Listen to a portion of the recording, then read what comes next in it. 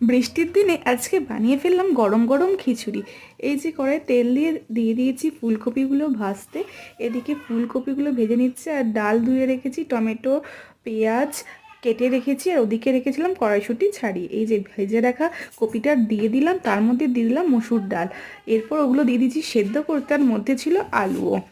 দেখতেই পাচ্ছ কী হারে বৃষ্টি পড়ছে। তো আজকে আমি আমিষ খিচুড়ি বানাচ্ছি, তাই জন্য দুটো ডিমও ভেজে নিলাম। তো এরপর তেলের মধ্যে দিয়ে দিচ্ছি পেঁয়াজগুলো, যেগুলো কেটে রেখেছিলাম। তারপর একে একে দিয়ে দিলাম নুন, আর এখানে রসুনটা আমি হামাল দিস্তিতে বেটে নিচ্ছি। এরপর রসুনটা দিয়ে দিলাম, পেঁয়াজটা আমার ভাজা ভাজা হয়ে গেছে। এরপর টমেটো দিয়ে কড়াইশুঁটিগুলো দিয়ে দিলাম হাঁড়ির মধ্যে সেদ্ধ হওয়ার জন্য। এরপর হলুদ গুঁড়ো, জিরে গুঁড়ো, লঙ্কা গুঁড়ো দিয়ে ভালো করে কষে নেবো। কষে নিয়ে যখন তেল ছেড়ে দেবে, তারপর আমি এর মধ্যে দিয়ে দিয়েছি দুটো কাঁচা লঙ্কা আর আদা বাটা। এবার এটাকেও আমি ভালোভাবে কষিয়ে নিচ্ছি। তারপর দেখলাম যে ভাতের চাল সেদ্ধ হয়ে গেছে, ডালও গলে গেছে। এরপর দিয়ে দিলাম কষে রাখা মশলাটা খিচুড়ির মধ্যে। ব্যাস, নুনটা চেক করে নুন দিয়ে আজকে আমার রেডি হয়ে গেছে খিচুড়ি। আর ডিমটা যেটা ভেজে রেখেছিলাম সেটা ওপর দিয়ে দিয়ে আর একটু ফুটিয়ে নেবো।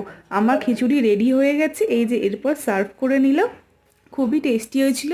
আর যেহেতু এটা আমিষ খিচুড়ি, তাই জন্য তার ওপর থেকে দিয়ে দিলাম একটু লেবু। খুব সুন্দর লাগে খেতে।